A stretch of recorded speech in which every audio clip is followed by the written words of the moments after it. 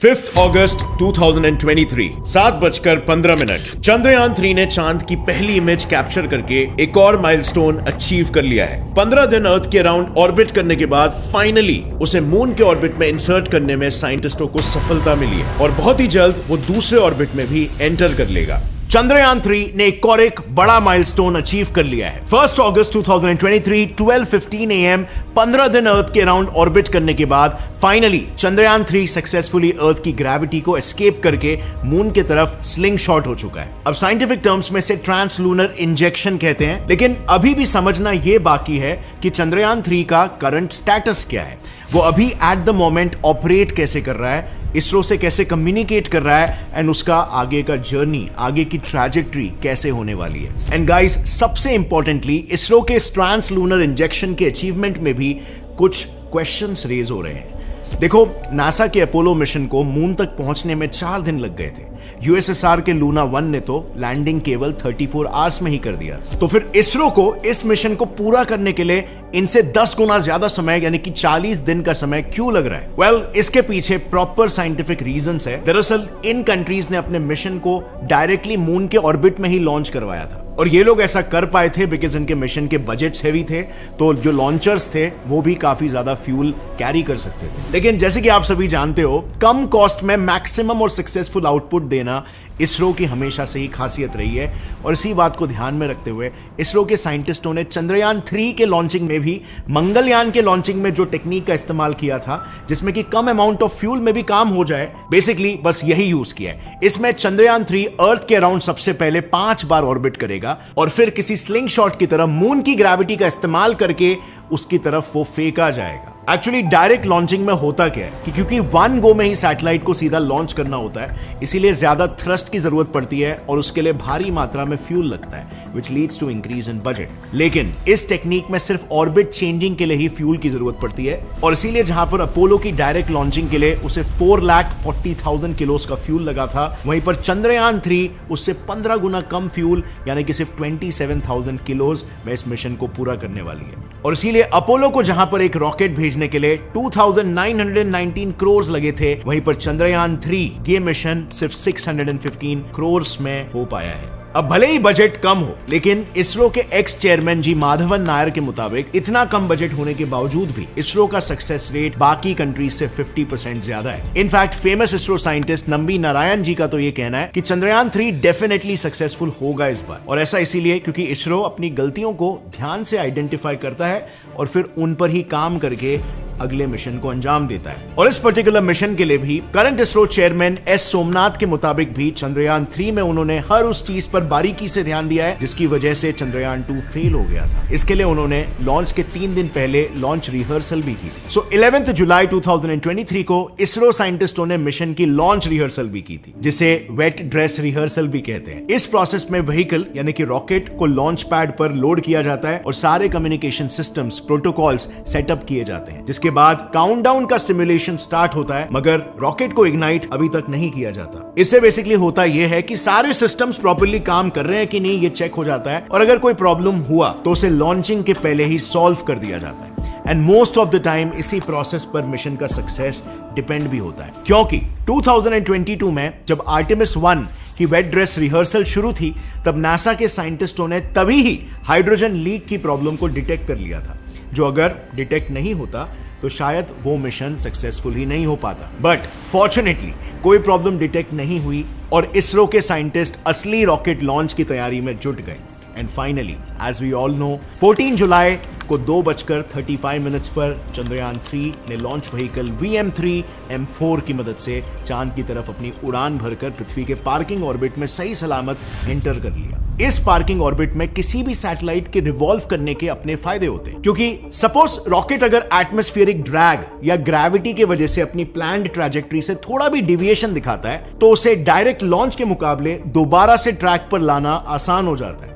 सो इसी parking orbit में चंद्रयान 3 ने शुरुआत में रिवॉल्व किया और वहीं अपने लॉन्च व्हीकल से अलग होकर अपनी इंडिविजुअल जर्नी पर निकल पड़ा। इसके बाद चंद्रयान 3 ने 5 अलग अलग अर्थ सेंट्रिक ऑर्बिट्स में रिवॉल्व किया, जहां 17 जुलाई से 25 जुलाई के बीच के स्टेप्स में उसे थ्रस्ट दिया गया ताकि वो एक एक करके पहले से बड़े ऑर्बिट्स में एंटर कर सके। इस पूरे प्रोसेस को ऑर्बिटल स्पीड मैन्यूवरिंग कहते हैं, जिसे सबसे पहले 1925 में थियोरेटिकली फॉर्मुलेट किया गया था। दरअसल साल 1925 में जर्मन इंजीनियर वॉल्टर हॉमन ने एक बुक पब्लिश की थी, द अटेनेबिलिटी ऑफ हेवनली बॉडीज, जिसमें उन्होंने किसी भी ऑब्जेक्ट को एक ऑर्बिट से दूसरे ऑर्बिट में भेजने के लिए लगने वाले मिनिमम अमाउंट ऑफ एनर्जी को कैलकुलेट किया था, जिसे उन्होंने नाम दिया द हॉमन ट्रांसफर। बेसिकली हॉमन ट्रांसफर इस प्रोसेस के मुताबिक जब कोई भी एलिप्टिकल ऑर्बिट में घूम रही सैटेलाइट पृथ्वी के सबसे नजदीक पॉइंट पर होती है, यानी कि इस पॉइंट पर, तब उसे थ्रस्ट दिया जाता है ताकि वो दूसरे लंबे ऑर्बिट में एंटर कर सके। इस प्रोसेस की वजह से fuel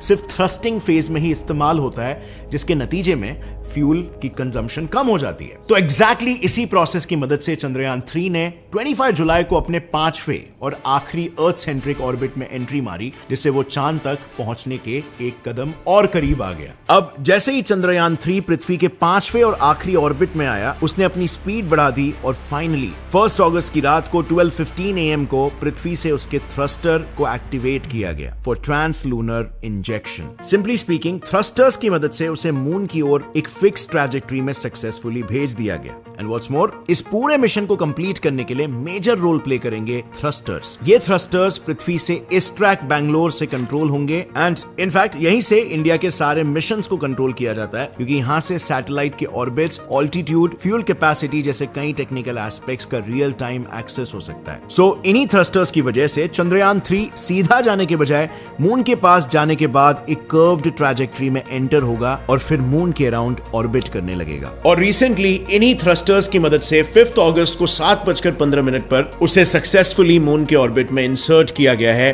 bye retro burning at the perilune. यानी कि आसान भाषा में चंद्रयान 3 ने मून के ऑर्बिट में एंटर करने के लिए उसके पाथ के ऑपोजिट डायरेक्शन में एक्सेलरेट किया है एंड यानी कि वो मून के ऑर्बिट में रिवॉल्व करना शुरू कर देगा। इसमें जैसे अर्थ के ऑर्बिट में चंद्रयान 3 अपनी स्पीड बढ़ाकर ऑर्बिटल साइज बढ़ा रहा था, बिल्कुल उसके ऑपोजिट यहां पर मून के ऑर्बिट में एंटर करने के बाद वो अपनी ऑर्बिटल साइज और स्पीड दोनों को कम करने लगेगा। उसके बाद जैसे ही चंद्रयान 3 मून सरफेस से कुछ 30 किलोमीटर की हाइट पर पहुंचेगा, वो उस पर लगाए गए सेंसर्स की मदद से अपनी लैंडिंग स्पॉट्स को सर्च करेगा और मून के साउथ पोल पर एक सॉफ्ट लैंडिंग करेगा। और अगर ये मून के साउथ पोल पर सॉफ्ट लैंडिंग सक्सेसफुल हो गई तो इंडिया 23 अगस्त 2023 को शाम 5:47 पर मून के साउथ पोल पर लैंड करने वाली पहली कंट्री बन जाएगी। ऑल्सो इस मिशन में बाकी कंट्रीज के स्पेस एजेंसीज भी इंडिया को पूरा सपोर्ट कर रहे हैं। जर्मनी का गून हिली अर्थ स्टेशन लिमिटेड, ये सारे स्पेस एजेंसीज चंद्रयान 3 को ट्रैक करके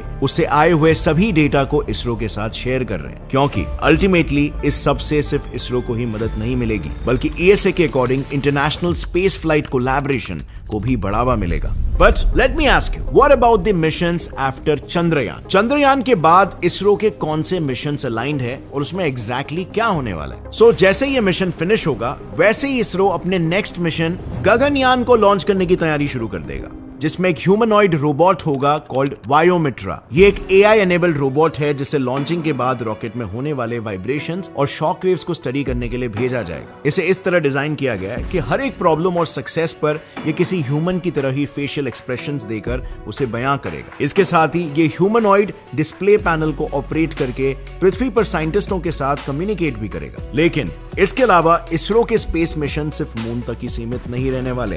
in fact deep solar system exploration के लिए इसरो अगले कुछ सालों में कई सारे माइंड ब्लोइंग मिशंस को लॉन्च करने वाला है, जैसे कि आदित्य L1। इस मिशन में बेसिकली एक प्रोब सूरज की स्टडी करने के लिए रवाना हो जाएगा। इस मिशन का मेन ऑब्जेक्टिव है सोलर एटमॉस्फेयर को, खास करके क्रोमोस्फीयर को और कोरोना को स्टडी करना, जिसके लिए इसमें 7 पेलोड्स इंसर्ट किए गए हैं। उसमें से 4 सोलर सरफेस को स्टडी करेंगे और बचे हुए 3 सोलर विंड्स और मैग्नेटिक फील्ड को ऑब्जर्व करेंगे। इसके बाद फ्रेंड्स साल 2031 तक इंडिया शुक्रयान 1 भी लॉन्च करने वाला है, जो वीनस पर होने वाले volcanic activities, wind speed, atmosphere और बाकी के प्लैनेटरी फीचर्स को ऑब्जर्व करेगा।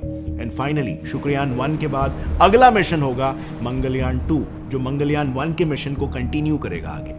ऐसा इसीलिए क्योंकि फ्यूल और बैटरी खत्म होने की वजह से मंगलयान का इसरो के ग्राउंड स्टेशन के साथ कांटेक्ट टूट चुका है और इसी के साथ मिशन भी वहीं पर खत्म हो गया। लेकिन मंगलयान 1 की तरह ये भी एक ऑर्बिटल मिशन ही होगा और अगर ये मिशन सक्सेसफुल हो गया तो इसरो उसके कुछ ही सालों में अपना लैंडर मार्स पर भी लैंड कराएगा और इस पूरे मिशन की लीड होगी scientist doctor Ritu Karidhal, rocket women of India, जिसने मंगलयान मिशन को लीड करके सक्सेसफुली लॉन्च भी किया था। एंड मंगलयान मूवी जो अगर आपने देखी है तो उसमें विद्या बालन का जो कैरेक्टर है वो भी इन्हीं से ही इंस्पायर्ड था। लेकिन friends, do you know over here Akshay Kumar का कैरेक्टर किससे इंस्पायर्ड था? Well, the moon man of India Padmashri Mylswamy Annadurai ji, जिससे बाय द वे इसी चैनल पर हमने एक पॉडकास्ट वीडियो में खूब चर्चा की है, all about the mission, about aliens, about God, about religion, about how to join ISRO, about ISRO's future missions, about the meaning of life, about multiverse, about string field theory and lot more, जिसे आप यहां पर click करके देख सकते हो। Highly recommend you check out this video.